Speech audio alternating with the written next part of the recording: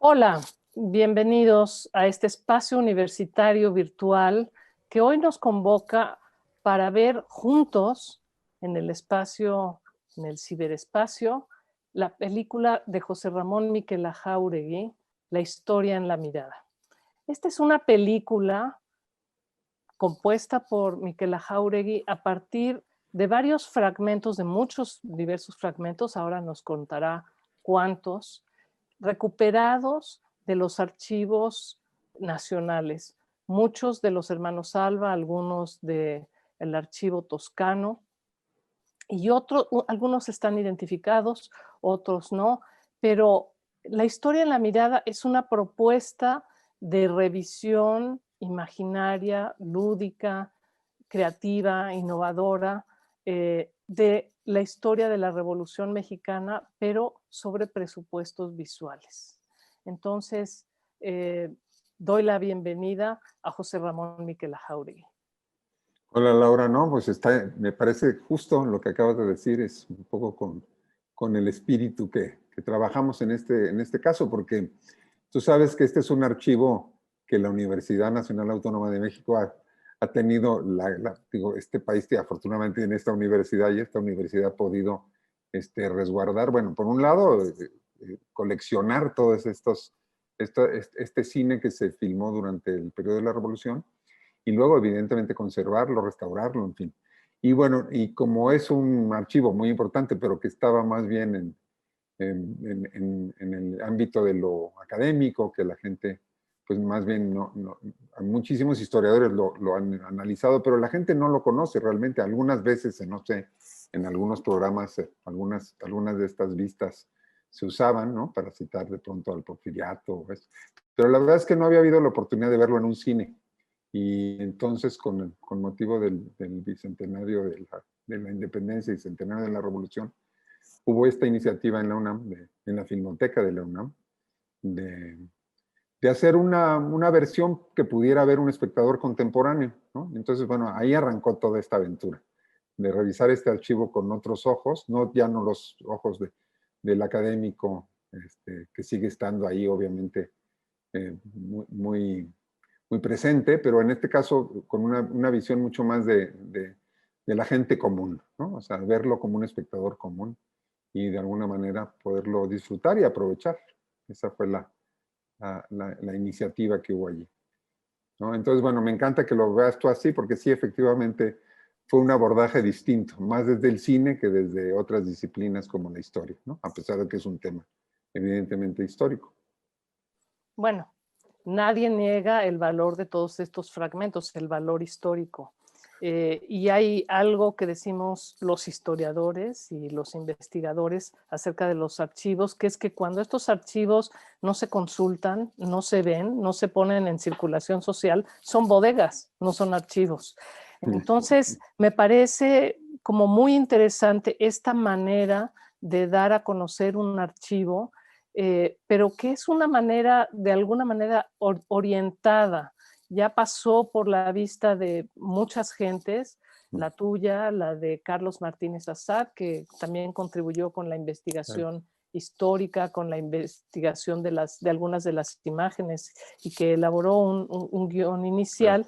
Pero al que también, bueno, colaboraron muchas personas, Hugo Mendoza en la edición, en la recomposición, está la maravillosa música de Eduardo Gamboa, que también contribuye a darle vida a este cine que originalmente era mudo o silente, pero que en realidad nunca fue mudo o silente porque siempre se hizo para hacer un espectáculo. Entonces, me gustaría que nos contaras muy brevemente qué es lo que vamos a ver, cómo fue este proceso de trabajo y qué es lo que el espectador puede esperar.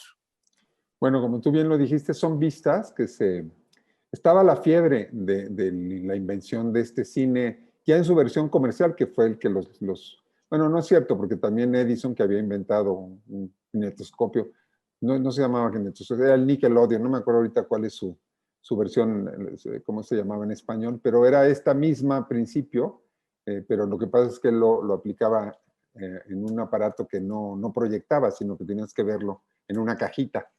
Entonces los Lumière, que de hecho ya habían visto este invento de Edison, decidieron, encontraron una manera que es la que hasta la fecha sigue siendo el cine que conocemos, que es la proyección de la película en una sala donde asistimos colectivamente, bueno, al menos más de dos. Aunque ahora ya eso también está cambiando con las pantallas estas que tenemos digitales y demás. Pero digamos que este invento llegó a México primero con enviados del mismo Lumière, que ellos enseguida hicieron como 1500 películas en muy pocos años y básicamente las hacían mandando gente a filmar, a hacer vistas por todo el mundo y al mismo tiempo un poco promocionando su invento, ¿no? Entonces, aquí llegaron, obviamente se dirigieron pues al gobierno, Porfirio Díaz fue filmado, en fin. Y rápidamente hubo gente que invirtió en comprar estos equipos y claro, cuando empezó la revolución fue filmada por varios de ellos, ¿no? Ya hablaremos de los detalles porque hubo muy diferentes motivos, porque también se volvió un poco, fue el nacimiento de un periodismo audiovisual también, que empezó a exhibirse en los cines, ¿no? Con la información de los frentes de batalla y estas cosas. Entonces, bueno, evidentemente estas vistas, básicamente nosotros trabajamos sobre una colección que tenía un exhibidor de apellido Gabilondo, que fue pues alguien que le interesó mucho este material y lo empezó a montar. Él, de hecho, hizo un intento de hacer un ensamble para tener, pues es una versión digamos, una versión fílmica de la Revolución Mexicana. Y bueno, él no logró terminarlo, pero digamos, ese fue un archivo que se rescató. Es básicamente material que tenían los hermanos Alba. No sabemos si todo lo filmaron ellos porque entre ellos mismos había un intercambio de pronto de materiales, ¿no?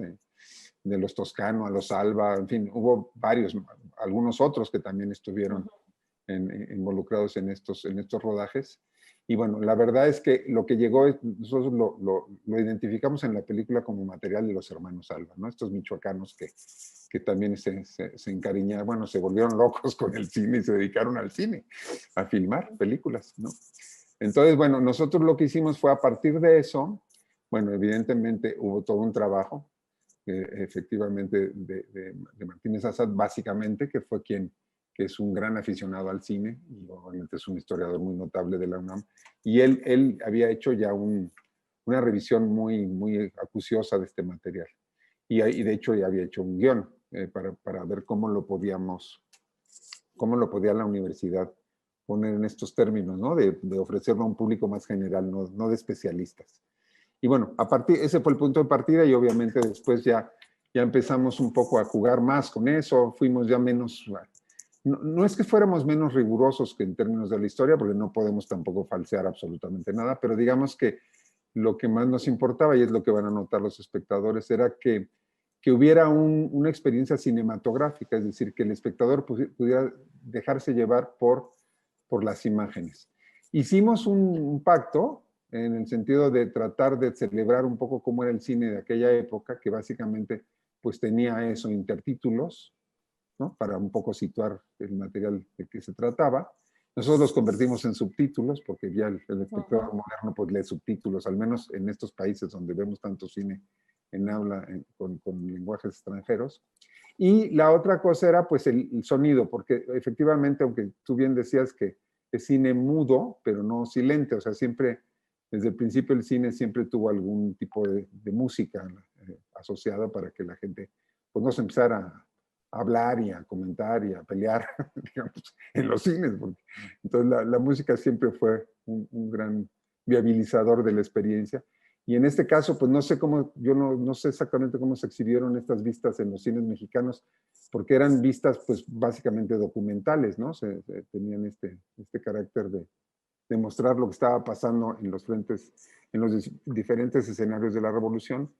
Pero bueno, muy probablemente había algún tipo de sonido. Nosotros en ese sentido pusimos esta música, tratando de que fueran los tres elementos que completaran la experiencia. Y claro, sí tuvimos la fortuna de poder contar con esta estupendísima música que, bueno, ustedes van a poder disfrutar y que realmente es el narrador principal de la película, ¿no? De Eduardo Gamboa, es la música. Entonces, bueno, ahí te dejo. para que podamos seguir avanzando un poco en esta Bueno, charla.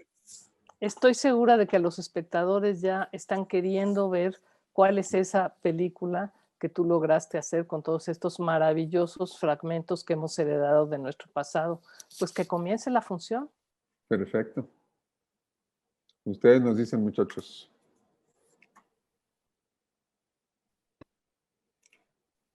Como van a ver ahora en los créditos, esta es una película de la Universidad Nacional Autónoma de México. Nosotros fuimos los que nos tocó hacer esta chamba de dirigir y esto, pero es importante que lean estos. Es también muy importante saber que han sido restauradas digitalmente para su conservación.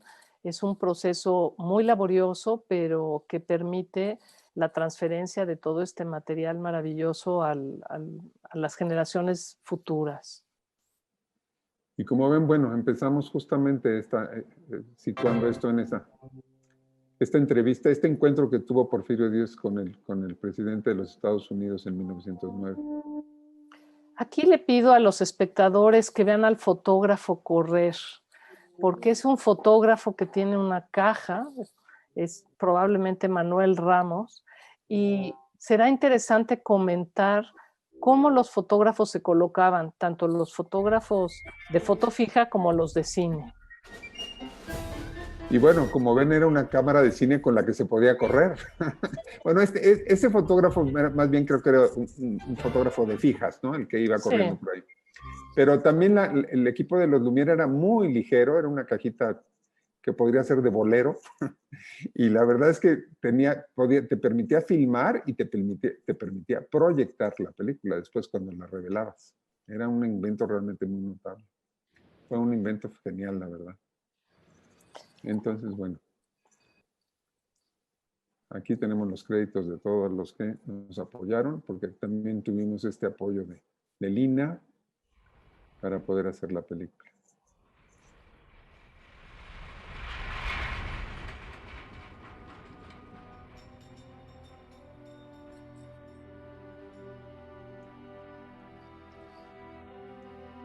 La mirada.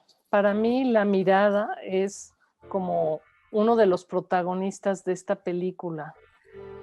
La mirada no es la observación o la visión, sino es la construcción de una visión determinada sobre la realidad. Y aquí estamos viendo que el cineasta se atrevió a poner sobre un coche su cámara y que la hace recorrer en la calle Plateros hacia el Zócalo, hacia la Plaza de Armas, que entonces tenía árboles. Si digamos que esto efectivamente es toda la calle de Plateros, hoy Madero, que digamos desde donde arranca, donde está en la Casa de los Azulejos, el antiquísimo Sanborns, que lo ocupa desde hace tanto tiempo, hacia el Zócalo, efectivamente, a un ladito de la catedral donde estaba todo esto arbolado. Y sí, como bien dices tú, Laura, aquí, por eso le dimos a este plano, este arranque, porque aquí sitúa al espectador en esta posibilidad de transportarnos al ritmo de una ciudad que pues ya no existe, pero que quedó atrapada en este plano tan largo que hicieron sobre un coche. Entonces, como ven, el ritmo de la ciudad, pues ya era una ciudad bastante atribulada, pero es interesantísimo ver a la gente que cruza, cómo van vestidos. Miren, ahí va uno con su sombrero de charro, los carruajes, en fin. Hay muchísimo que ver, ¿no?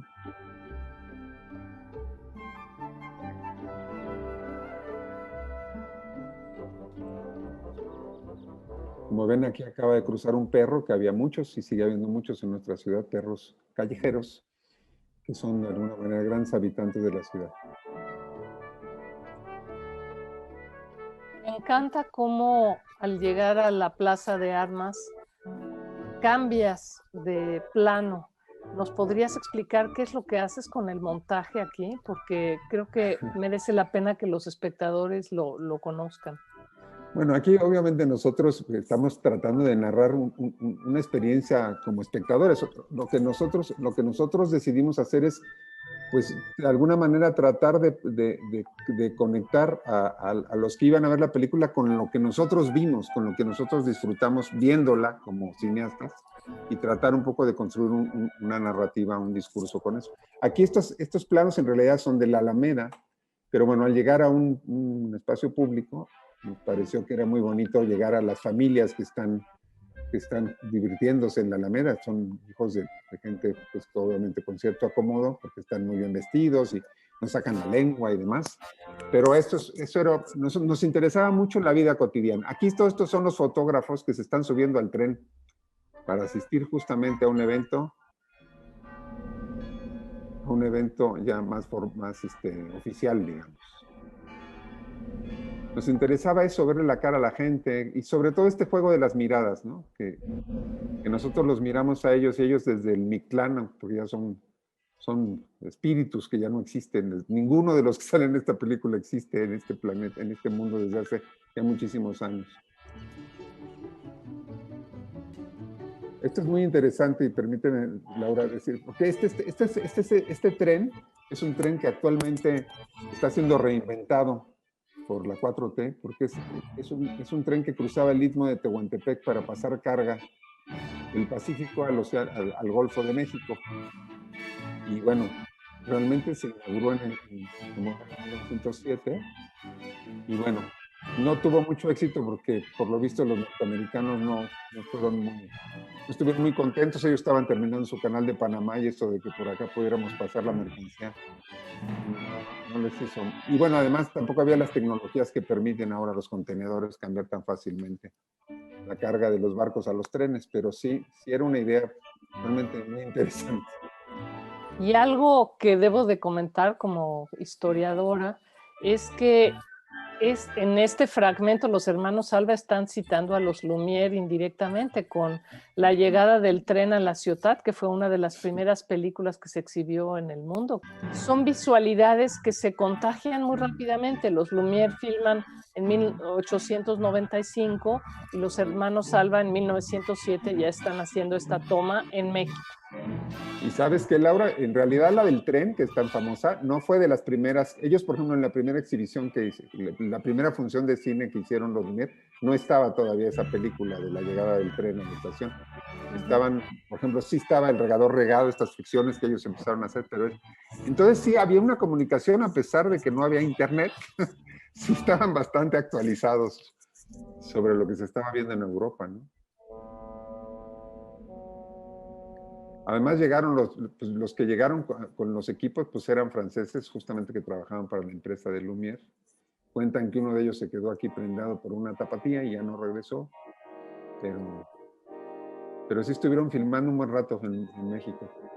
Bueno, aquí esta es una escena clásica de la labor de los fotógrafos, en donde podemos ver más que nada como protagonistas a los fotógrafos mismos que corren para situar su cámara, lograr un emplazamiento para la toma de inauguración del Monumento a la Revolución. Entonces, aquí los vemos todos pelearse por el espacio y por el mejor punto de vista.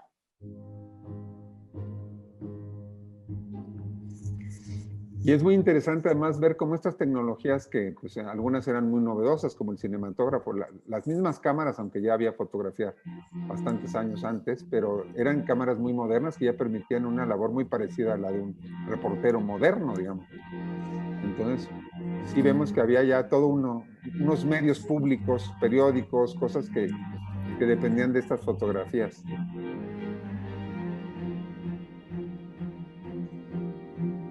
Aquí es interesante ver cómo está toda la gente, digamos, la gente que estaba cercana al gobierno, toda una burguesía que estaba cercana al gobierno de Díaz, y atrás está el pueblo y más bien los mantienen a raya, porque en esta inauguración del municipio de Juárez, el monumento que conmemoraba al presidente Benito Juárez, los mantienen a raya punta de espadazos y de trancazos ahí la policía montada, estos militares montados. Y acá vemos a todos con su sombrero de copa, muy desentendido de lo que pasa en el segundo plano. Ahora, aquí lo interesante, yo diría, es que uno piensa que como está tomado de la realidad, es una verdad histórica. Y aquí lo que yo tendría que interrogar es, bueno, estamos viendo cosas, pero son verdades en ese sentido de lo histórico, ¿no? Tenemos que hacer mucha investigación para realmente saber qué es lo que está pasando en las imágenes y por otro lado, las imágenes mismas tienen muchos detalles, muchos secretos que viéndolas con calma revelan muchas más cosas de las que el historiador asume de entrada, ¿no? Mira, por ejemplo, aquí este Cognac Gautier, o sea, viene, este es un desfile alegórico y entonces o las marcas, las firmas ponían, hacían sus carros. Ahí estaba el gallo francés, ¿no? Y aquí vemos esta botica nacional que está también en inglés, porque los boticarios de la época eran más bien gringos. Y ese sí lo sé, ese carro alegórico sí me lo sé. Es el carro alegórico de de la gran cedería El Paje, la que lleva el águila Qué sobre maravilla. la Yo no chica. sabía que era una cedería, fíjate, por ejemplo. Sí. Pero bueno, vemos que una cosa que sí es importante, y ya lo iré un poco explicando a lo largo de la película, es que evidentemente este formato que ustedes están viendo, es un formato Cinemascope, es un formato muy, muy apaisado, muy alargado, elongado, digamos, que no tiene nada que ver con el original. El original era cuadrado, era 4:3, digamos, casi cuadrado. Pero nosotros Bueno, descubrimos, bueno, perdón. termino nomás esta idea, descubrimos que si nosotros dividíamos ese cuadro en tercios, nos salía un formato de Cinemascope, que son los formatos que pues tienen los cines modernos. Entonces, hicimos esta película que es una versión moderna de este material, es en Panavision, digamos, ¿no? Una palabra que ninguno de estos fotógrafos pues conoció.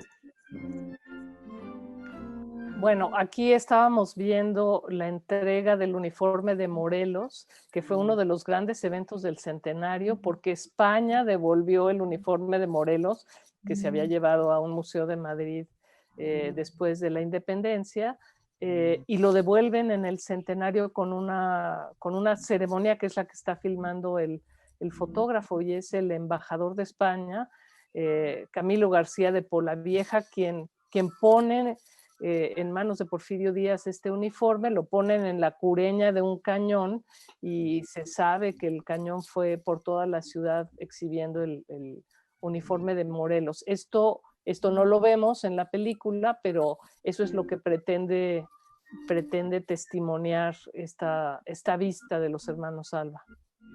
Sí, es interesantísimo porque este es un espacio que todos conocemos bien, los habitantes de la Ciudad de México, que está muy juntito a la Ciudadela, donde tenemos ahora un mercado de artesanías. Ahí, eso era una ceremonia donde estaban celebrando la independencia de los Estados Unidos. Bueno, ahí están, como ven, todos los subtítulos, pues eso, nos van permitiendo situar todas estas celebraciones que se dieron alrededor del centenario de la independencia de México. En el desfile histórico van pasando todas las etapas de México, entonces primero vienen lo que así se llamaban los indios mexicanos, luego viene la colonia y luego vienen los soldados de Cortés que por ahí vimos. Ahorita vamos a ver a Moctezuma que va apareciendo.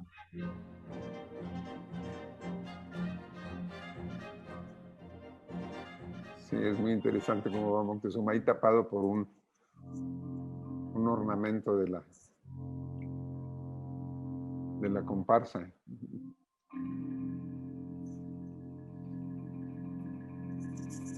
Y bueno, como ven, la idea es que la música nos vaya creando ciertas texturas emocionales para poder ir siguiendo toda esta inauguración tras inauguración de monumentos que celebraban un poco ya esta consolidación institucional del porfiriato y daban la sensación de que todo estaba pues bajo control, en orden, estable, que era un país muy próspero y digamos muy, muy moderno. Aquí como ven, el águila está hacia abajo porque es una cajita que está abierta, pero este fue un momento también muy particular y como ven el tráfico atrás es ya muy intenso, ¿no? Ya la ciudad es una ciudad muy, con muchísimo movimiento. Esta es bueno, ponen unos documentos en una cápsula del tiempo. Es la celebración de la primera piedra del Palacio Legislativo, entonces está toda la élite de políticos porfirianos ahí.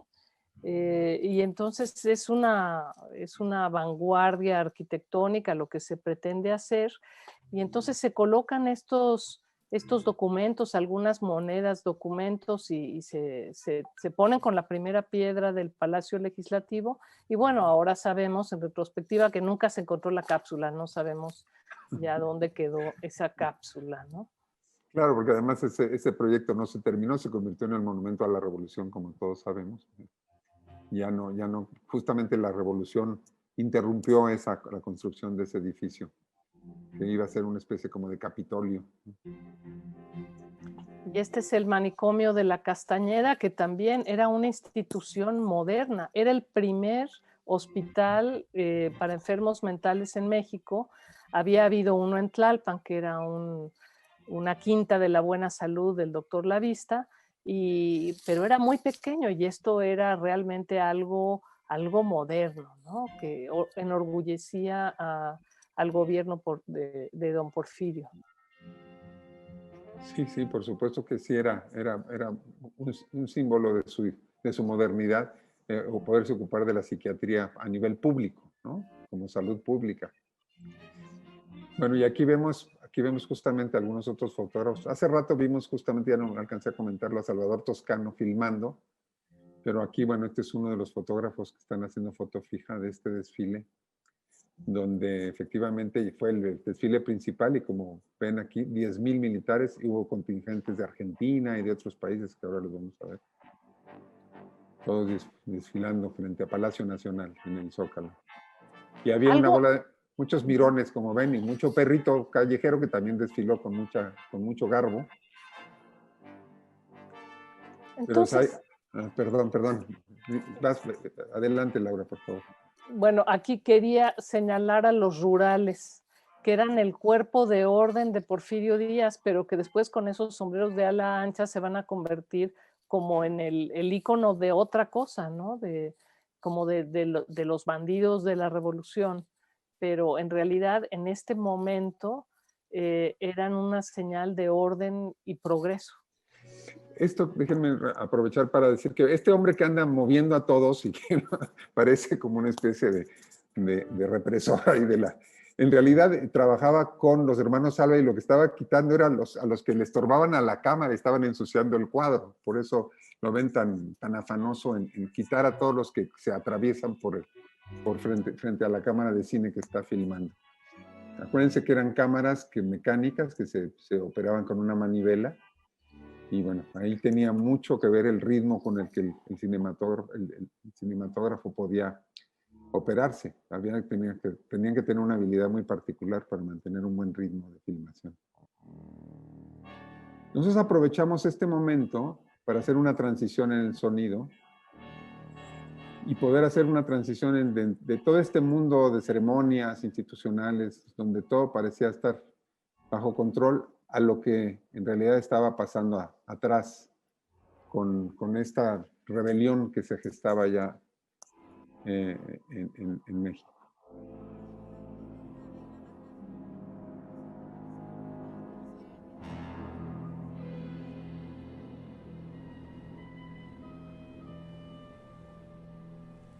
Madero había participado en las elecciones y luego cuando un poco quisieron hacerlas válidas, pues evidentemente no las ganó, se denunciaron como que había fraude y entonces rápidamente trataron de arrestarlo, él huyó hacia el norte y ahí empezaron esta lucha armada ya para derrocar al régimen porfirista, ¿no?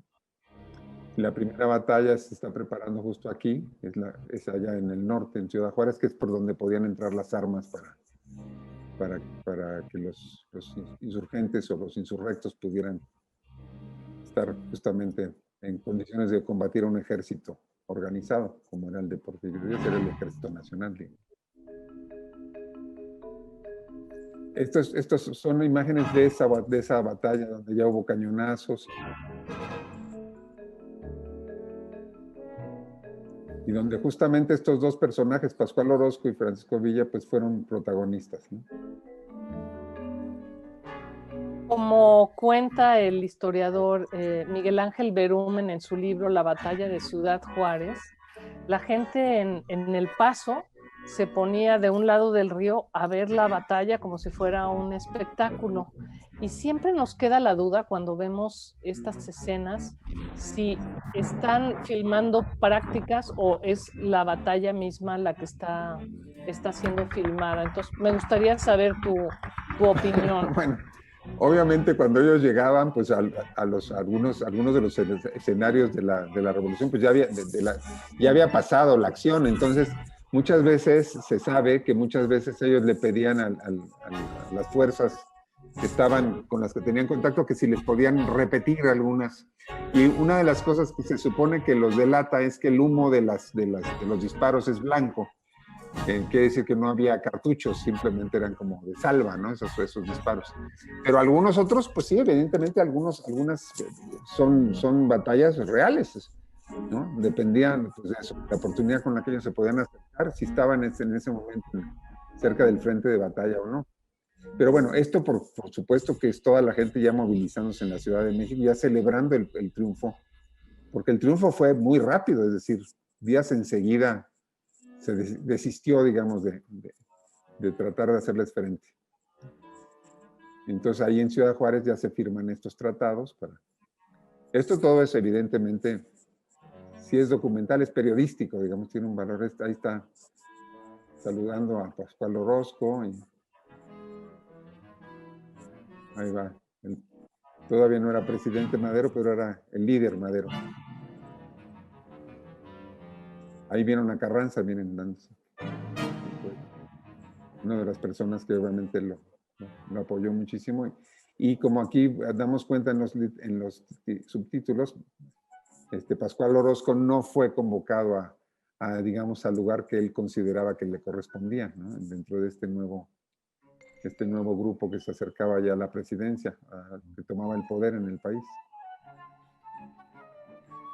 Ahí va Madero con su esposa.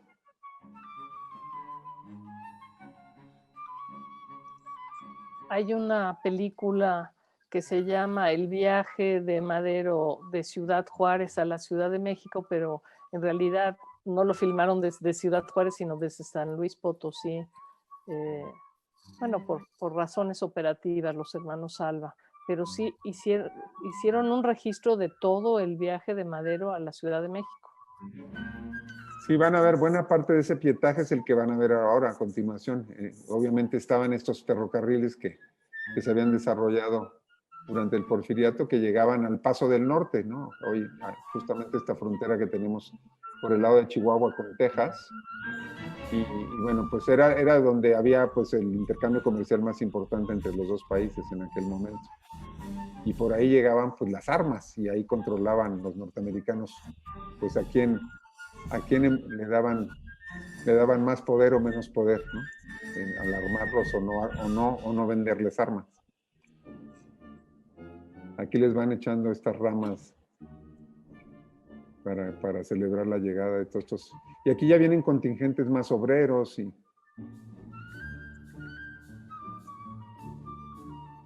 muchísimos perros callejeros que siempre acompañan la vida cotidiana de las ciudades de México.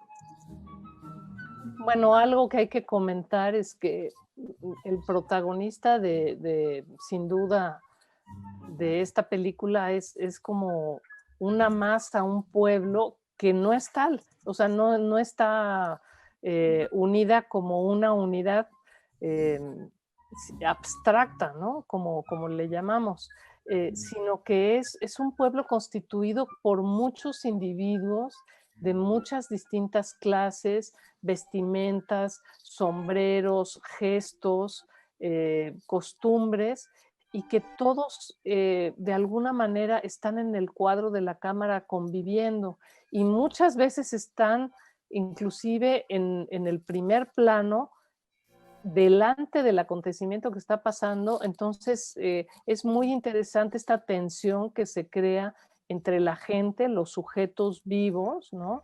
y los personajes históricos que conocemos. Súper interesante ese comentario, porque sí, en ese sentido, como además esto es una película hecha en la calle. O sea, es cine en exteriores, digamos, ¿no? O sea, prácticamente todo. Por ahí hay algunas cosas como lo de la cápsula del tiempo, donde de pronto asistimos a algún evento que sí se filmó en el interior de algún edificio o algo, pero en general siempre estamos en la calle. Y bueno, estamos efectivamente pues en esta mezcla un poco de lo que sería esta masa, como tú la llamas, este pueblo de México. Aquí tienes a esta gente que ya seguía levantada en armas, a pesar de que ya había un nuevo presidente interino que convocó elecciones. Pero Todo el mundo aquí, quería ver a Madero, ¿no? pero aquí vemos como todos son muy diferentes, no todos son campesinos y proletarios, hay distintas clases sociales, Sí, distintos trajes, hay una multiplicidad y una heterogeneidad de intereses cruzados en la claro. revolución, ¿no? No es algo que se pueda contar lineal y planamente. Ahí vemos un poco que Madero era un hombre bajito en comparación a todos los que lo acompañan ahí en el podio. Muy joven. Y bueno, efectivamente, porque además es un México muy rural, ¿no? Aquí siempre me recuerda como a Lenin hablando, pero se está dirigiendo evidentemente a las masas en aquel momento. Y aquí vemos atrás cómo ya había gente pues que efectivamente estaban armados, porque siempre estaba latente esta violencia, que fue muy, muy, muy constante durante la revolución. Esto es de lo que hablabas tú, Laura, justamente todos esos planos que se hicieron durante el viaje en el ferrocarril. Ahí están en León, como ven, ahí se alcanza a leer la estación de León. Aquí hay que decir que los hermanos Alba están utilizando un recurso que es subir la cámara al tren y filmar desde el tren, que es algo que también se hizo en Europa en los primeros años del cine mudo, ¿no? Es una manera de hacer un traveling El traveling, exacto. utilizando un vehículo, ¿no? Bueno, ya vieron que empezamos esta edición, este montaje, lo iniciamos con justamente un traveling hecho desde un automóvil, ¿no? Porque sí, como era muy difícil operar las cámaras como para digamos, que giraran sobre su propio eje, pues poderla mover así fija era un recurso muy estable y muy vistoso, justamente. Es interesante ver las formas de todos estos sombreros y todas las formas que están asociadas a ese mundo, que ya pues, son cosas que ya muchas ya evidentemente no existen, pero que las tenemos grabadas en la memoria. Ahora, aquí tengo que decir y comentar que aquí hay algo de la edición contemporánea que acentúa este movimiento de los sombreros y esta especie de baile jubiloso, ¿no? Uh-huh. Y bueno, obviamente la música de Gamboa que justamente buscó esa.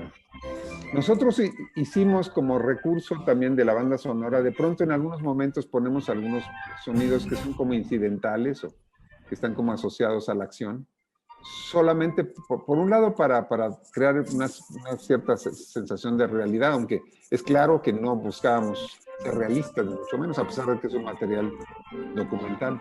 Pero también era para usar las salas modernas y que pudiera funcionar. La película está sonorizada en Dolby Surround, digamos.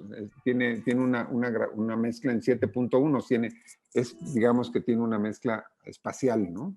Donde los sonidos se oyen también detrás del espectador en la sala. Y, digamos, tiene una ubicación en el espacio de la sala, siempre el sonido.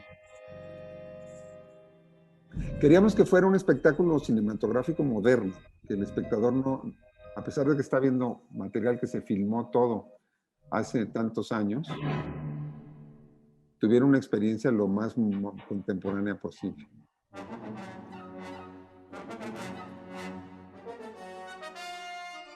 El día que llega Madero a la Ciudad de México, hay un temblor muy fuerte en la Ciudad de México y se cae sobre todo el hospicio que estaba en la plazuela de Tlatelolco. Entonces, bueno, hay muchos muertos, es una cuestión muy, muy grave que los fotógrafos registraron y por supuesto los cineastas también.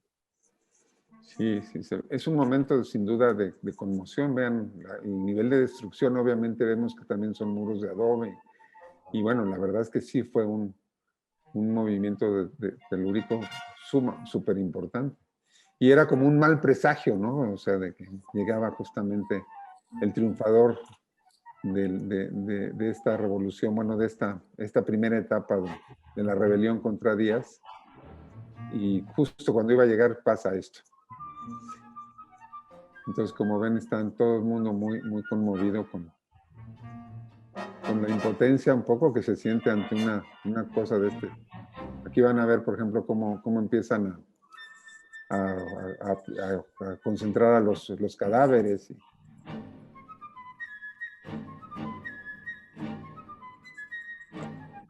Hay algo en el cine que es maravilloso y que es esta cuestión incidental, ¿no? Estos gestos que de repente capta la cámara. Acabamos de ver ese gesto sorprendido de ese niño que se asoma a la cámara, que es increíble, ¿no? Que habla no la verdad histórica, sino la verdad de lo que está sucediendo afectivamente en ese momento, ¿no? Sí, sí, esa impotencia de toda esta gente que realmente falleció pues, de manera inesperada por este derrumbe de sus casas, ¿no? O de los edificios. Nosotros, yo insisto en que nosotros al poder descomponer el cuadro, y en realidad siempre estamos viendo un tercio de lo que ellos filmaron, ¿no? Un pedacito. Siempre arriba o abajo hay más imagen cuando se filmó originalmente. Nosotros, como estas son vistas que no se hicieron, no tenían lenguaje, es decir, el cineasta del momento no filmó varios planos para hacer un montaje, sino que simplemente filmó y se acabó. Un poco a la manera de una foto fija, ¿no? Digamos, ponía la cámara, registraba un lapso de tiempo con ese ángulo y normalmente no había ningún movimiento de la cámara ni nada. Entonces, hay muchísima información, es como asomarte a una ventana. Tú estás allí presente, pero estás viendo todo.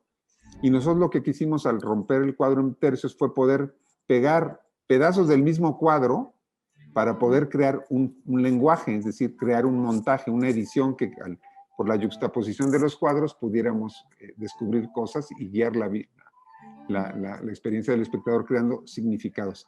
O moviendo la cámara como hicimos ahora. Movimos de la parte de abajo del cuadro hacia arriba, ¿no? Porque el cuadro tiene más arriba y más abajo, ¿no? Entonces, bueno, siempre nos estamos perdiendo una parte de lo filmado para podernos acercar a ver los gestos, las caras, aunque eso a veces fue en detrimento de la calidad de la definición de la imagen, porque al acercarnos mucho, pues evidentemente, estos además tengo que decir que no eran la mayoría de estos materiales eran lo que nosotros le llamamos reversibles, se filmaba y el mismo material se revelaba y se proyectaba, se positivaba, digamos, ¿no? Y claro, pues como estos son copias, porque nomás había un original, luego muchas veces eran copias que se hacían de una manera muy artesanal y pues a veces tenían muy mala, pues eso, iban perdiendo calidad cuando las iban copiando unos y otros. Pero era lo que nosotros, esto fue, por ejemplo, aquí se ve muy perdida la definición, pero nos interesaba más la expresión que la definición. Era un acercamiento más estético que histórico, digamos.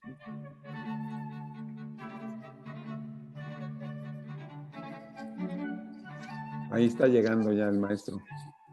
Madero llega a la estación Colonia, que está por la calle de Sullivan, ¿no? Por donde está el Monumento a la Madre hoy, y entonces recorre toda la Avenida de la Reforma y lo suben en un coche que tiene 4 caballos blancos con unos especie de conductores con medias blancas, se dice.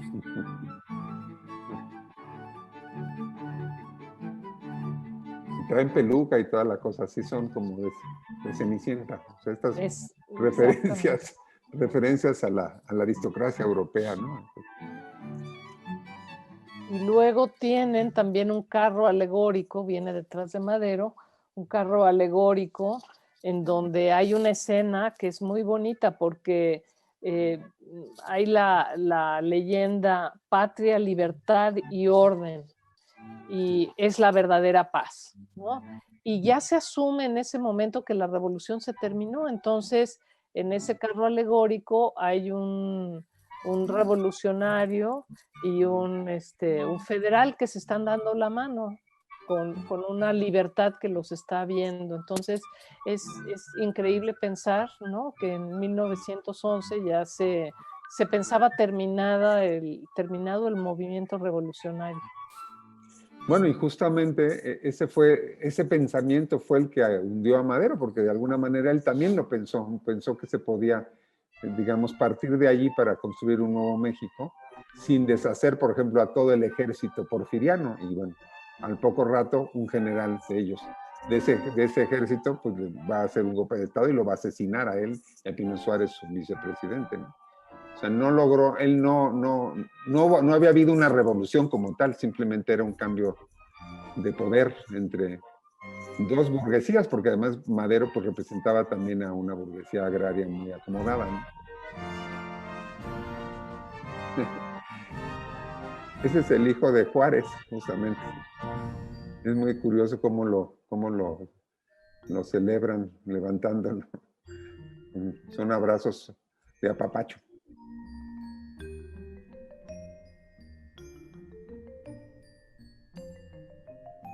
Y ahí está justamente una cámara filmándolos.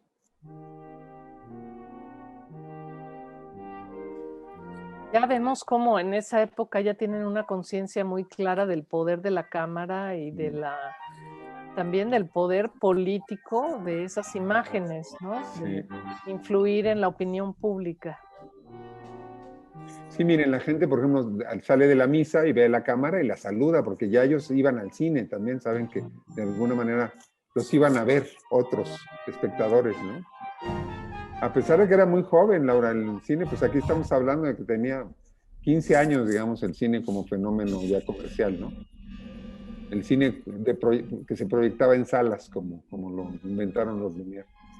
Si no me equivoco, a los 5 días de haber filmado la llegada de Madero ya estaban mostrando la vista en la Ciudad de México. Entonces, realmente revelaban y hacían el espectáculo, montaban el espectáculo muy rápidamente.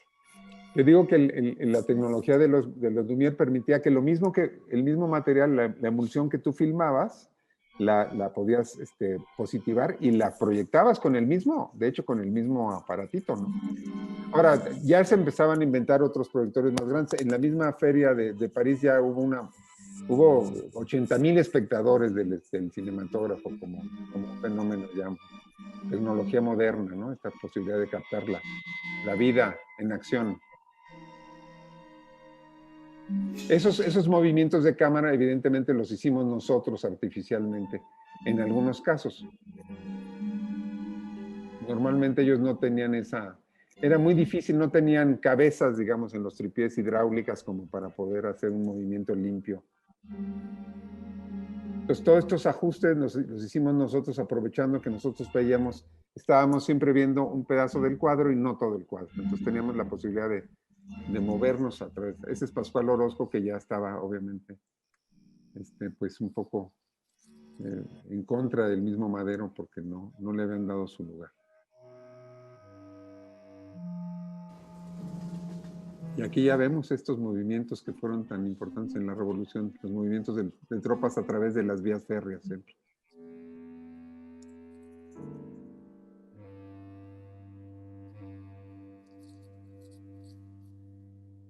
En la película tenemos varios velorios o digamos que ceremonias luctuosas.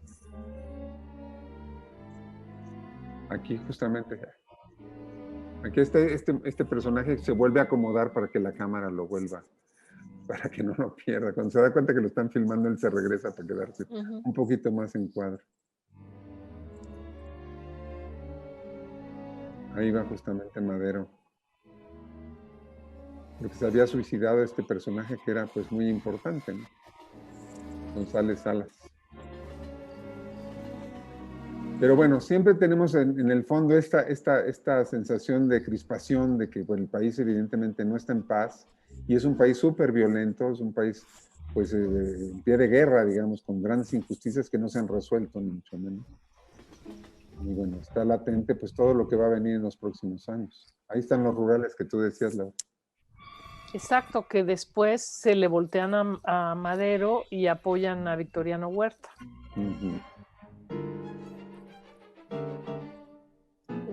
Cuando uno ve las fotografías y las vistas de la revolución en el tiempo, también se ve cómo se avanza la pobreza, ¿no? Y el deterioro de la población, de los ejércitos que cada vez tienen, se ven más pobremente vestidos, ¿no? Sí, sí, hay mucha penuria. Y bueno, aquí como ven, Pascual Orozco, que había sido el aliado de Madero, y de hecho el personaje que había dirigido esa guerra, esa batalla contra Díaz, ahora es combatido por el propio Madero, y lo combate Madero, curiosamente, con el ejército porfirista, con Huerta. Esa Huerta, que es un general porfirista, al que le encarga que vaya a combatir a Orozco. Y aquí están pactando, justamente entran en las tierras zapatistas, tratando un poco de ganarse a Zapata, que nunca estuvo del lado de estos catrines, digamos, que se habían hecho del poder, como era la familia Madero, y bueno, luego contra Venustiano Carranza, pues tampoco los indígenas que estaban en el ejército del sur nunca estuvieron realmente aliados con ellos. Solo mientras combaten a Huerta. Eso todavía no lo vemos, pero ahora van a ver, aquí ven muchísimos movimientos de tropas que, como decía la doctora González, están, pues sí, algunos son ejércitos regulares que tienen algo de equipo y uniforme, pero la mayoría no, son gente que va sobreviviendo en el camino como van pudiendo, arrasando a veces a los pueblos a los que llegaban.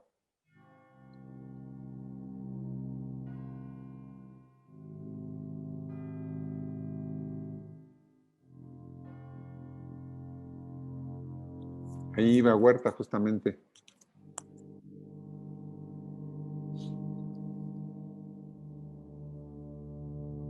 Es el gobernador al que hace ratito vimos que lo estaban cargando.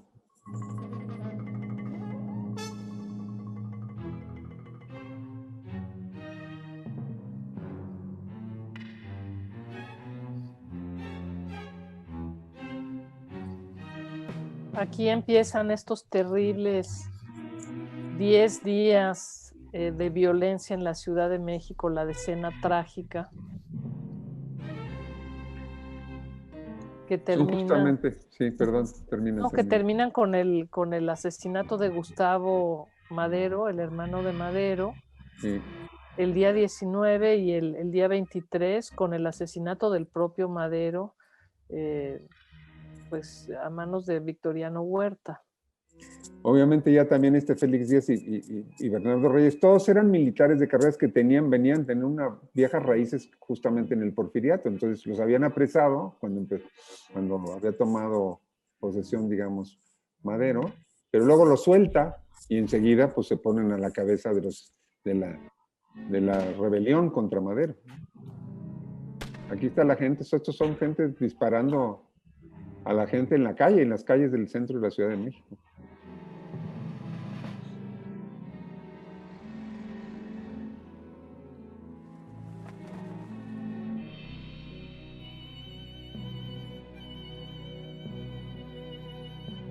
Sí, son desde luego épocas muy convulsas, ¿no? Pues hay muchísima violencia, muchísima. Y es el mismo Huerta el que está llamado por Madero a pacificar, digamos, la ciudad, ¿no? O sea, Huerta se había vuelto el gran aliado de Madero y es el que finalmente lo va a derrocar y a justiciar. Sin duda lo que es fascinante es la distinción entre lo que nos cuentan los libros de historia y ver las imágenes de la historia, en donde hay otras miles de pequeñas historias, ¿no? No quisiera yo decir las historias de los perros que se cruzan, pero de esos pequeños detalles que nos llaman la atención, ¿no? Del señor que está viendo su reloj, había uno que estaba barriendo la calle por ahí. No sé, es lo fascinante de las imágenes es que de veras son muy, muy ricas. Sí, y de hecho nosotros siempre pensábamos que más allá de que está esta historia en la historia nacional como telón de fondo y que se pueden identificar a grandes personajes y tal, la verdad es que lo que es muy interesante como experiencia viendo esta película, sin, cuando la puedan ver sin que nosotros estemos hablando, por supuesto, es ir siguiendo muy bien este ritmo de una vida cotidiana de gente común y corriente que, pues que vive en esta época, están haciendo sus vidas en este momento. Ellos, algunos son, pues eso, hay de todas las edades y con todos los problemas que uno tiene al vivir, ganándose la vida, buscándose la vida, en medio de toda esta violencia y todos estos líos económicos. Y entonces la convulsión, pues evidentemente se las ves preocupados por sus gentes cercanas o por su perro, digamos. En fin, es esta dimensión de lo cotidiano que es la que nosotros tratábamos un poco que se sintiera siempre. Entonces, esta especie de zoom que haces artificial, ¿no? De acercamientos como este, son muy fascinantes porque te fijas en los detalles, ¿no? Entonces es como que el cine le imprime una calidad de textura, de materialidad, ¿no? A la historia, y es algo que no lo asociamos con la propia historia, ¿no? Claro. Esta cuestión sensorial.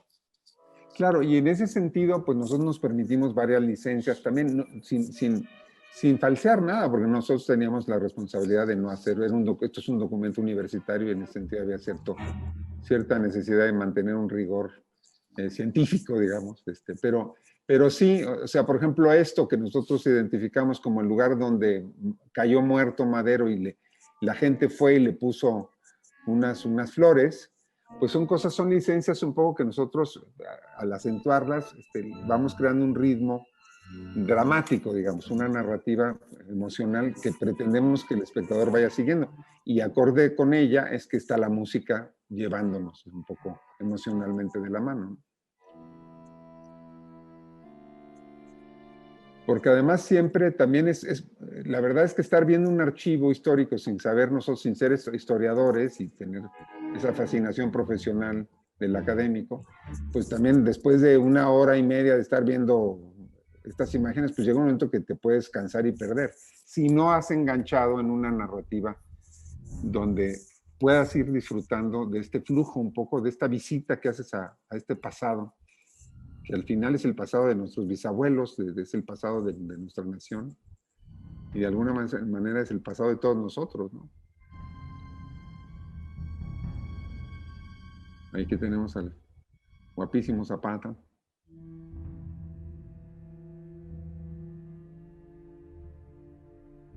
Entonces, bueno, por ejemplo, ese tipo de cosas son comentarios, si ustedes quieren, un poco, son arbitrarios. O sea, ¿por qué poner después a Zapata a unas muchachas sonriendo? No es que exactamente nosotros tuviéramos pruebas de que lo estaban viendo a él, ni mucho menos, ¿verdad? Pero bueno, ese es el montaje que el cine permite y que va creando estos comentarios que el espectador va construyendo y descubriendo como propios, porque además va haciendo los propios, ¿eh? Cada quien va viendo también su película, ¿no?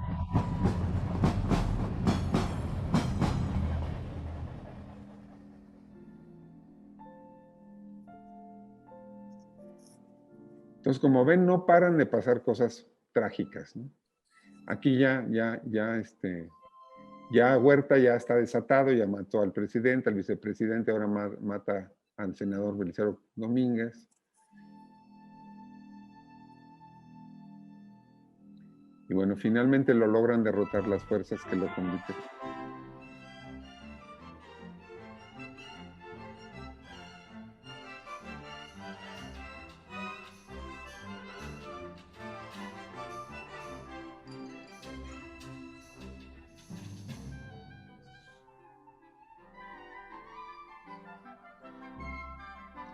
Primero, Venustiano Carranza se levanta en armas en marzo de 1913.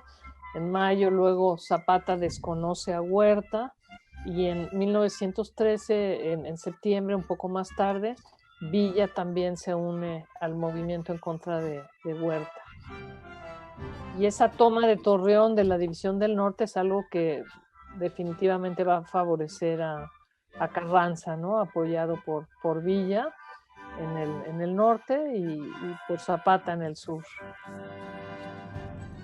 Y aquí otra vez, bueno, sin pretender en explicar eso, porque yo no soy ningún experto tampoco en la Revolución Mexicana, la verdad es que sí, aquí hay ya una confrontación de estos varios Méxicos que están en pugna por el poder. Y básicamente las fuerzas populares que representan tanto Villa como Zapata, pues empiezan a tener grandes diferencias con esta otra fuerza que es la constitucionalista, la carrancista, que ellos se ponen como, después, como ellos buscan una nueva constitución, se conocen como ejército constitucionalista, pero son los que finalmente logran hacerse con el poder. Y hay también una nueva ruptura, ¿no? Ahí está otra vez la cámara atestiguando. Aquí tenemos a Villa pues que no están muy conformes con lo que quiere hacer Carranza, ¿no? Bueno, hay que hablar del hecho de que Villa estaba fascinado con el cine, ¿no? Tan fascinado que acepta un contrato de la Mutual Company y bueno, eso le permite en 1914 tener dinero para comprar armas y uniformes para su ejército. Entonces, cuando entran en diciembre de 1914 a la Ciudad de México, ¿no? Las huestes villistas venían, pero muy bien, vestidas como de cine. Exacto. Y sí, efectivamente le dieron, firmó ese contrato y tuvo entonces siempre ya un director, bueno, a un equipo cinematográfico a su lado con su director y sus fotógrafos, que lo fue siguiendo para estar efectivamente alimentando a los cines norteamericanos que estaban pues muy interesados en lo que pasaba en México, no solo por las preocupaciones, digamos, geopolíticas que podían tener con su vecino del sur, sino porque el mismo Villa era una leyenda, era un espectáculo, digamos, ¿no? Se convirtió en una leyenda que vendía boletos de cine. Se vendían boletos de cine y se vendían postales, entonces los fotógrafos y los cineastas realmente participaban en una industria de difusión de imágenes y creo que la Revolución Mexicana fue una de las primeras guerras ampliamente vendida en postales. Exacto. Si hubiera habido camisetas, habría muchas de Zapata y Villa, sin duda. Bueno, aquí como ven, estos intentan subir este caballo, pero no se deja finalmente. Le da mucho miedo subirse al tren y no lo logra.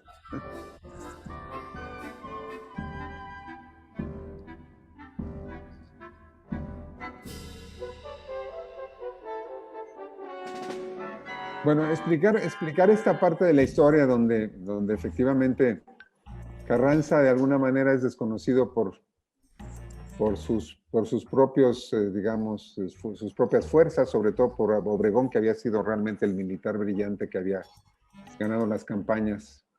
Es complejo, yo la verdad es que no. Aquí la película pues lo da cuenta de ello, pero pues evidentemente nosotros nunca pretendimos que la película fuera una clase de historia, ni mucho menos, a pesar de que sigue la cronología histórica, pero pues, tratamos de mantener la organización del montaje según esta cronología. Pero realmente pues es imposible, era imposible. Y bueno, además no era nuestra intención contar la historia desde allí, sino como ya hemos venido diciendo, tratar de tener una experiencia más ordinaria, más de fijarnos en lo que está contenido, lo que queda atrapado, el aire de los tiempos que queda atrapado en los mismos planos filmados, ¿no? Esto, los gestos, toda la gestualidad de la calle, como este ritmo un poco de la ciudad. Y bueno, como ven todos estos norteños que llegan con los ejércitos tanto de Villa, como luego van a llegar con los ejércitos de Obregón, digamos. Aquí es un momento muy, muy interesante, porque realmente estas fuerzas populares, Villa y Zapata, sí se hacen de la Ciudad de México, digamos, sí logran desplazar a Carranza, que huye a Veracruz, como luego lo va a volver a intentar hacer después cuando lo ataquen sus propias huestes.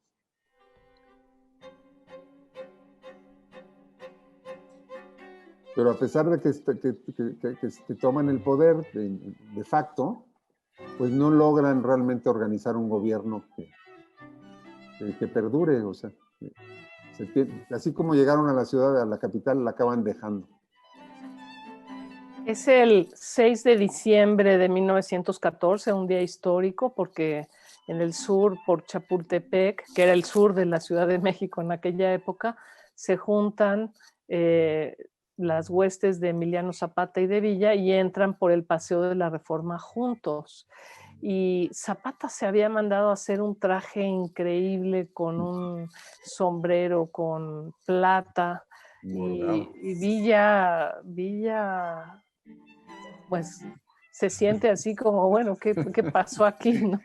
Creo que ahí, como dices tú, Laura, ahí hay mano, digamos, hollywoodense, no podría decir todavía, aunque ya existía Hollywood como tal, pero digamos, sí hay esta influencia del kepi, casi de explorador egipcio, bueno, de explorador británico en Egipto, más bien que él usa en este momento como muy norteamericano, muy anglosajón.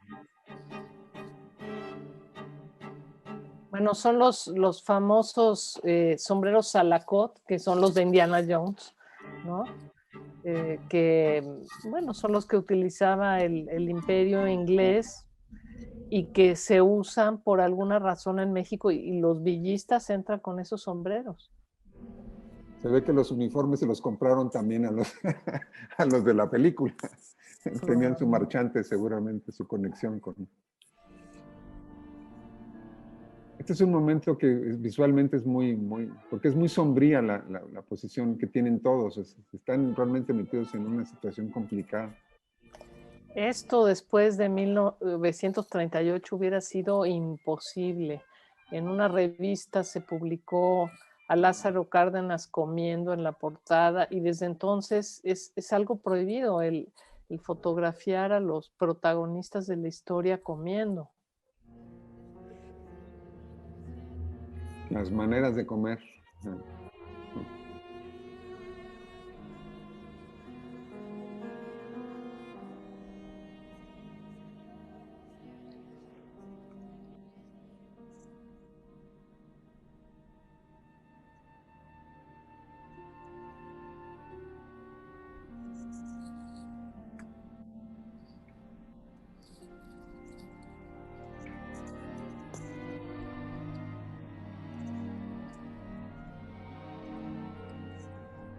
Y después que logran ese pequeño acuerdo, pues al final todas estas tropas abandonan la ciudad realmente.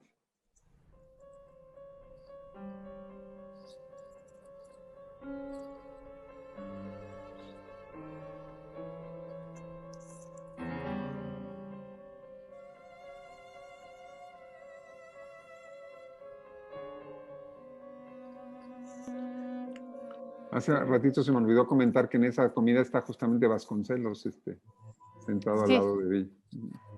Ahora, lo interesante en esta película es que sí, justamente haces un paneo hacia la cara de Vasconcelos, pero enseguida hay en el siguiente plano, hay un personaje desconocido, común del pueblo, que tiene el mismo tamaño que Vasconcelos o que Villa en la película, ¿no? Entonces, sí es muy interesante cómo se van mezclando las caras de conocidos y desconocidos en esta película.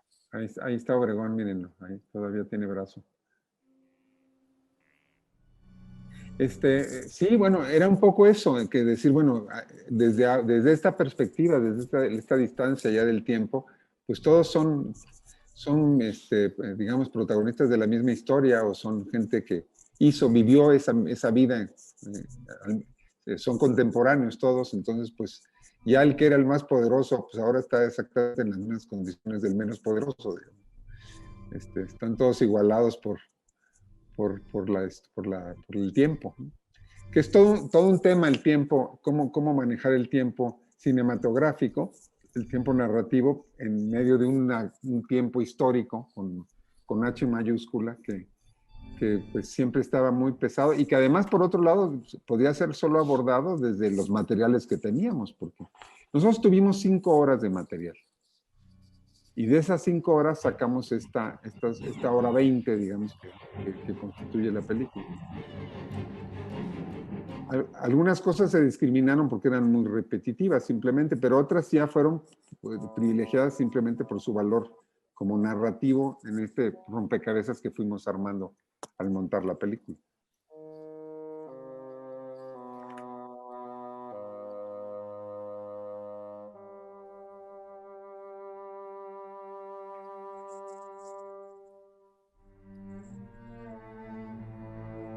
Esto seguramente era el Hotel Moctezuma en Cuernavaca, esta toma, que era donde Zapata hizo su casa de campaña. Sí, y está teniendo que hacer obviamente ya empieza a ser muy, muy acosado por todos estos compromisos de un mundo que él no entendía muy bien, o que no era el suyo al menos, no sé, seguramente sí lo entendía también, pero no, donde él no tenía las seguridades que podría tener en otras situaciones, y pues estaba siempre, la historia se le estaba viniendo encima a todos ellos, no paraba la cosa. Había en ese momento un presidente interino que era Eulalio Gutiérrez, que es quien aparece entre Villa y Zapata en ese banquete, que sin embargo, digamos, pese a que tuvo acciones muy importantes, ¿no? En Coahuila, ya después como presidente desconocemos lo que hizo, ¿no? Por Pues la como que primacía. sí, como que la historia se fue por otro cauce y se quedó como un puente en tierra que ya no servía. Fue un poco olvidado porque las cosas siguieron por otros derroteros, ¿no? Ahí estamos otra vez con la violencia de la guerra, a todo lo que daban. Lo que pasa es que ahora sí ya es la confrontación realmente como de las clases, ¿no? Realmente son los ejércitos populares los que empiezan a ser derrotados por estos militares más de clase media que venían del norte, que finalmente tenían pues una idea del Estado muy, muy clara y que pues, querían evidentemente, no estaban de acuerdo en dejar que estos ejércitos siguieran teniendo este protagonismo. Entonces sí ya fueron confrontaciones muy, muy terribles, ¿no? Primero sobre todo con Villa, que era el que estaba más organizado. Y a Zapata lo aislaron y lo fueron derrotando de otras maneras también. Pero primero se fueron sobre Villa en estas grandes batallas. Y no fue fácil no fue fácil derrotar a Villa, desde luego. Bueno, de hecho, luego tuvieron que pactar de otras maneras con él.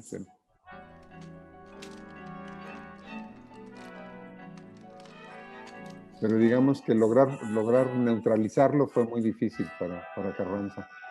Y gracias a que tuvo a Obregón, pues logró hacerlo, porque Obregón fue un genio militar también. ¿Qué decías, perdón? No, que hay que la batalla de Celaya justamente fue la batalla sobre Villa. Obregón realmente le da la puerta abierta, le abre la puerta a Carranza para el poder, para ascender al poder. Claro. No, pues claro, estos muchachos fueron estos que eran mucho más jóvenes que Carranza, fueron los que realmente hicieron buena parte del trabajo en términos de acción, en términos militares. Y como ven, bueno, pues la muerte estaba por todos lados. Como se decía en la época y a veces seguimos diciendo, la vida no valía mucho, no valía nada. Y bueno, aquí son gente que para hacerse cargo de estos cuerpos los incineraron en el campo, después de quitarles pues todo lo que podía servir, ¿no?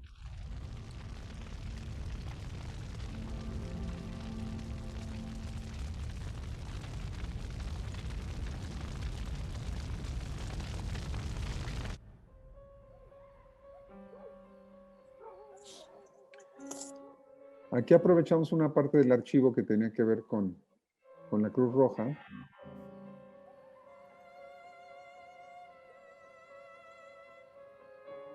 Y que sí nos da la dimensión un poco de lo que estaba sufriendo pues la gente común y corriente en las diferentes poblaciones del país, sobre todo.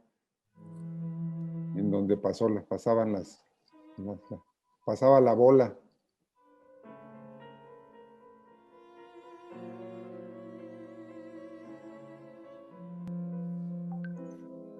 Aquí yo diría que hay una especie de tensión en el encuadre entre, ¿no?, lo que se podría decir y los gestos mismos que son simplemente visibles, ¿no? Es una mirada que habla a través de lo sensible, del afecto, de lo áptico, de las texturas visuales. Pues sí, porque es donde ya son los seres humanos tratando un poco de resolver el problema de otro ser humano independientemente de sus filiaciones políticas o militares, donde están pues personajes, ese muchacho que vimos moribundo ahí, prácticamente muriéndose frente a cámara, este norteamericano de alguna manera ocupándose de las cuestiones espirituales, de la parte religiosa, estos dolores, estos sufrimientos, vemos cómo respira este pobre hombre con un dolor tremendo. Y básicamente los miembros de la Cruz Roja Internacional pues eran básicamente extranjeros, norteamericanos, casi todos.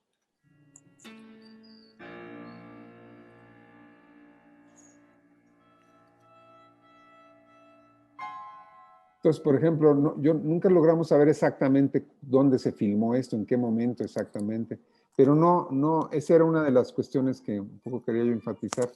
Para el propósito de esta película en particular, no era eso lo que era más importante, porque, bueno, finalmente los archivos están allí y se siguen estudiando, se siguen cada vez más entendiendo en términos de sus referentes, identificándose mejor y demás.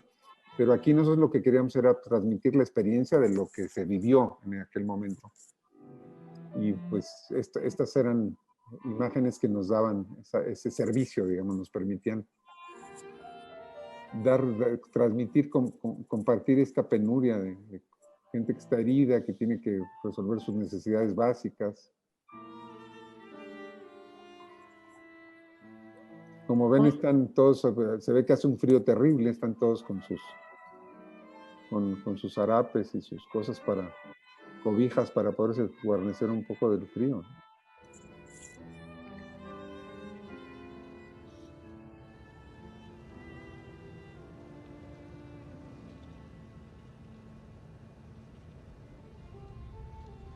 Uno piensa que la historia son acciones, acontecimientos y que eso es lo que filmaría la cámara, pero la cámara lo que filma en realidad son cosas, personas y lugares. Y sí, algo pasa, pero es el espectador el que le da el sentido a esos movimientos en el encuadre, ¿no? No siempre son explícitos y esa es la gran riqueza del cine. Sí, porque justamente quedan atrapados los estados de ánimo también, o sea, los sentimientos de alguna manera quedan representados, el dolor o la alegría, o lo que sea, están allí, o sea, más allá de que además uno pueda ver estos caballos todos flacos, en fin, luego uno puede también sacar muchas conclusiones porque hay mucha información visual, ¿no? Pero ver a toda esta gente teniendo que migrar hacia el norte, hacia la frontera, porque son desplazados, son migrantes que la guerra desplazó, con sus hijos, con sus pertenencias, con todas sus miserias, en un lugar, en una parte desértica del norte de México, que no sé exactamente dónde es, pero ya cerca de la frontera, y hace un frío que se ve bastante severo. Ven como algunos traen abrigos muy gruesos, ¿no? Gorros y demás. Algo que no se comenta o que no se sabe es que estos mexicanos que emigraron hacia Estados Unidos durante estos años revolucionarios acabaron en unos campos de concentración que hicieron los americanos a lo largo de la frontera.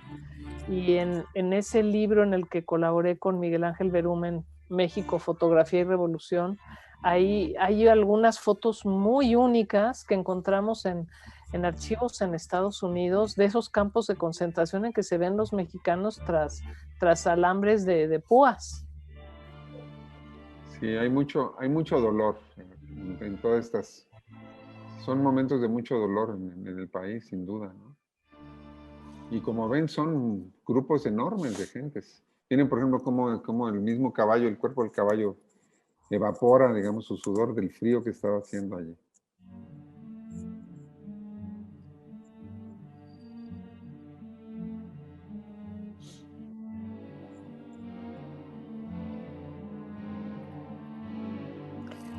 Carranza fue un estratega increíble, pero sobre todo creo que lo que realmente fue su mejor contribución es convocar en 1916 a esos trabajos para elaborar la Constitución de 1917, que fue una constitución verdaderamente importante en ese momento mundialmente hablando, ¿no?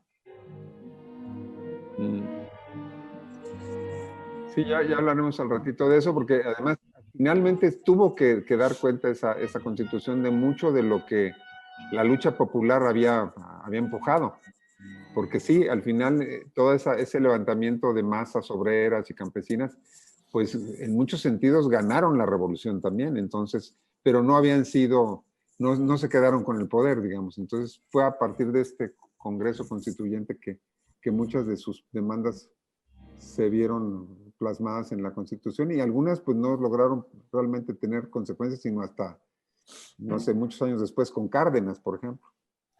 Esta toma me parece increíble porque hay estas tomas del Congreso Constituyente que son imágenes con todos los personajes, pero esto, verlo en cine me parece muy lindo porque lo ve uno más de cerca, ¿no? Sí, además están vivos, ahí los ves, mira, moviendo. Obviamente, pues los historiadores que tienen más claros quiénes son todos estos personajes logran identificar a casi todos ellos. De todos ellos hay referencias muy claras. Bueno, es que se hizo un álbum en donde se pusieron todas las fotos, digamos, de grupo y luego una foto por diputado. Entonces, cada uno de los diputados tenía su retrato y abajo del retrato venía todo lo que hacía ese diputado. Claro. Representando todas las regiones de México. Y bueno, yo no recuerdo ahora, no tengo los datos frescos, pero sí fue un Congreso Constituyente que trabajó muy duro, muy rápido, y sí lograron, o sea, hablaba de un nivel interesante, digas, desde luego el país, pues era un país ya con un nivel bastante sofisticado en términos también del conocimiento jurídico y demás. Entonces, bueno, pues la verdad es que, como dice ahora la película, es la constitución que seguimos teniendo, ¿no? Los mexicanos Sí. actualmente.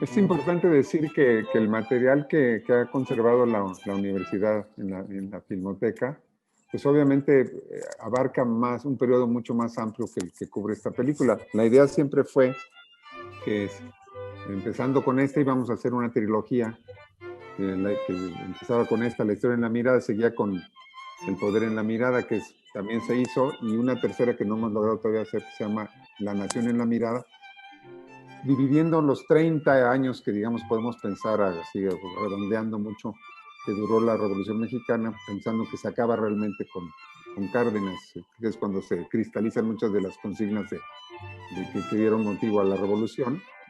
Y bueno, la verdad es que aquí nosotros decidimos ocuparnos de este primer lote de material que había tenido este señor exhibidor, distribuidor de cine, Gabilondo, que la verdad es que pues ya nos permitía llegar muy bien desde aquellas fiestas de conmemoración de la Revolución en tiempos de Don Porfirio hasta digamos, la promulgación de la Constitución.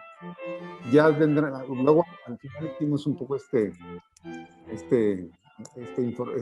sección informativa, un poco de los destinos de muchos de los personajes históricos que aparecen en la película, y que bueno, muchos de esos desenlaces pues sí existen en el archivo de la universidad, en el archivo de la revolución que tiene la universidad, pero los usamos en otra película que también comentaremos, que se llama El poder en la mirada, y que cubre justamente los siguientes 12 años de esta historia, que fue filmada por los cinematógrafos de la época.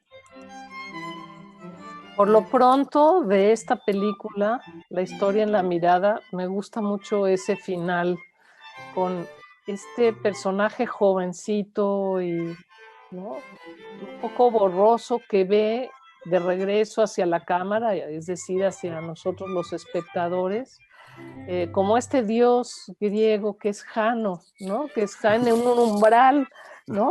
Jano, que es enero, ¿no?, el dios de enero, que es este dios de las puertas, de los comienzos, de los portales, de las transiciones y de los finales.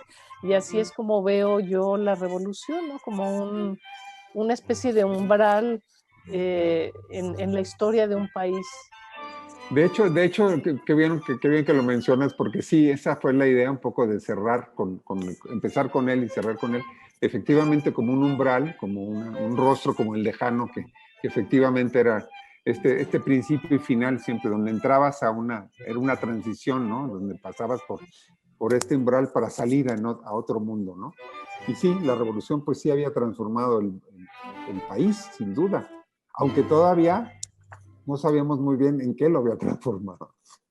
Creo que seguimos tratando de entender bien qué se va transformando, porque esto no es una historia sin fin, ¿no? Entonces, bueno, pero lo que sí es importante es que queríamos siempre que los que estaban ahí en esos planos, los que estaban ahí vivos en ese momento, pues estaban viendo la vida pasar, estaban resolviendo sus vidas, como este muchachito que pues en ese momento a lo mejor tendría 14 años, un chamaco que obviamente no sabemos bien si logró hacer una larga vida o una corta vida, pero desde luego ya no está entre nosotros, digamos. Son gente que estuvieron allí en ese mundo y vivieron sus vidas y bueno, fueron como nosotros ahora viviendo este mundo que nos está tocando transitar, ¿no? Entonces, ese sentido un poco, sí, de Janeiro, un poco de lejano. Bueno, espero que los espectadores hayan disfrutado también de este ejercicio crítico increíble, ¿no?, que interroga el pasado, pero le da una nueva vida, también una vida sensible, una vida intuitiva, una vida imaginaria, porque creo que si hay algo importante es podernos imaginar como país y como personas. Entonces, creo que esto ha sido muy interesante de ver como un evento, ¿no?, que es concebido como un campo de tensión. También en tu película encuentra una analogía, ¿no? El encuadre es un campo de tensión entre opuestos, ¿no? Y siempre vemos todos estos elementos que están Claro. ahí y que invitan a verla otra vez. Pues de hecho tú sabes que el cine así funciona, por oposiciones, ¿no? En el famoso montaje. Y bueno, lo que yo quisiera para cerrar un poco esta experiencia a las que estamos invitando a los que van a ver la película, es, quisiera así decir que es muy importante que la universidad, esta Universidad Nacional que nos ha permitido hacer esta película, porque conserva todos esos materiales, también es una universidad donde justamente el conocimiento puede transitar, se puede crear conocimiento en todos los sentidos, no solo en el sentido científico o, digamos, de las humanidades más, más científicamente organizadas, sino también en el de las artes, que es una manera de generar otro tipo de conocimiento más intuitivo, como dices tú, donde no hay que, no podemos explicar algunas cosas, pero sí las podemos comunicar, ¿no?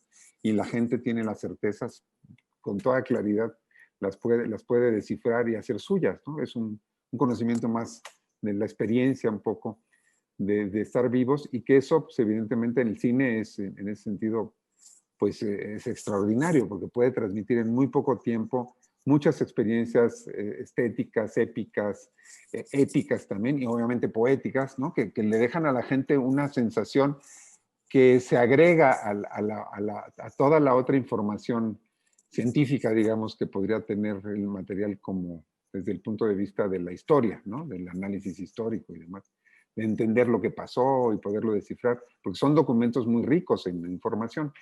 Pero hay una primera lectura que es esta, que es la cotidiana, la que puede leer cualquier gente, porque es la del igual a igual. El que nos mira desde allí es un igual al que mira, ¿no? Digamos, nos igualamos por la pantalla, ¿no? Entonces, eso es lo que nosotros buscamos, como lograr romper esos planos para que salieran esas esencias que nos igualan un poco a todos, más allá de que algunos entenderán más y otros menos. Yo mismo, y el equipo que trabajamos, pues en ningún momento nos consideramos unos expertos en la historia de México, ni mucho menos. O sea, simplemente tuvimos la asesoría de la gente que sí lo es, como es el caso tuyo, Laura, que son gente que ustedes tienen, aunque tú eres un artista, porque tú eres doctora en Bellas Artes también, pero bueno, también eres una académica que has podido, digamos, comprender muchas de estas cosas con más profundidad, ¿no?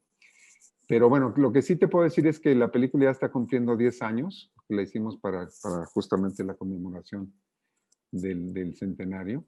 Y bueno, es interesante ver cómo se ha logrado que la idea funcionó muy bien, es decir, logramos que ese archivo saliera como dices tú, de la bodega y pudiera circular por las venas de las escuelas o sea, de una manera mucho más lúdica, y que también aporta otro tipo de conocimiento, o sea, o al menos aprovecha otro tipo de conocimiento que está contenido en esos archivos, ¿no? Eso creo que fue un éxito, la verdad. Y yo le agradezco mucho a la universidad que me ha dado chance de poderme divertir tanto, aunque también trabajamos mucho, pero teniendo esta posibilidad de guiar fue una visita guiada, digamos, por las imágenes de la revolución. Pues yo también disfruto mucho el estudio y la investigación de las imágenes técnicas, de la foto, del cine, me parecen algo fascinante, que son como nuestro espejo, ¿no? Sí. Pero una cosa es la experiencia que tuvieron esos espectadores en 1907 cuando vieron la vista de Madero entrar a su ciudad. 5 días después de que había entrado ya había una exhibición de las películas en una sala, pues, del centro de la Ciudad de México, y la veías una vez, 10 minutos y se acababa, ¿no? La película. Y ahora tenemos la posibilidad de verlas restauradas, digitalizadas, montadas, y en este increíble medio que es Internet, que nos permite volver a ver las imágenes en la comodidad de nuestra casa, ¿no? Cuantas veces las queramos, para estudiarlas, para entenderlas y para profundizar, no solo en lo que ellas son, sino lo que nosotros somos dentro de este mundo de imágenes en el que estamos inmersos. Yo también quiero agradecer a la universidad el habernos convocado para platicar a 10 años de haberse estrenado esta película, de platicar sobre ella y de enriquecer pues su visión con nuestra mirada y nuestros comentarios. Te agradezco muchísimo y les agradezco a todos los que han participado en la producción de esto. Está fantástico que puedan tener, digo, que haya este registro de lo que de esta conversación, que esa es una conversación entre dos amigos que nos gusta ver hoy esta película. Y la verdad es que sí es interesante que ojalá la puedan ver como tal, porque pues, las películas no se explican, simplemente se ven y se viven. Es interesante luego también la crítica y la explicación, el análisis, en fin, el estudio de las películas, por supuesto, pero su objetivo sobre todo pues, es tener, digamos, operar en este otro terreno más de la comunicación sensible. Y bueno, la verdad es que es una película que sí se disfruta mucho en los cines, sobre todo en las salas grandes, porque tiene un acabado, digamos, muy contemporáneo. Como les decía, es una película terminada en un formato muy contemporáneo, con un sonido muy actual también, y muy poderoso, y con una música que la verdad es que se grabó con mucha calidad, que cuando la escuchan en una sala con buen sonido, la verdad es que sí cala, no solo la imagen, sino el sonido también. Eso lo tenemos que agradecer a otro artista que es Eduardo Gamboa, que es un gran autor.